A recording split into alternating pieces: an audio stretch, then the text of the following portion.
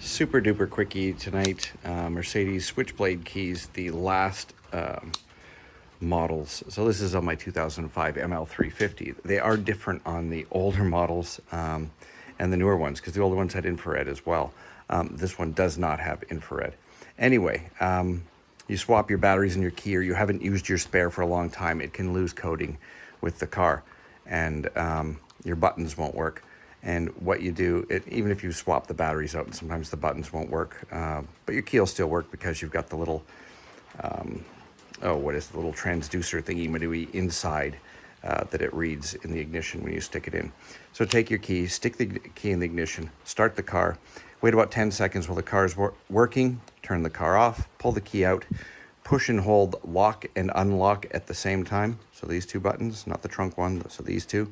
Push and hold them, and your car should unlock or lock, and then you are good to go. I just did this one just now.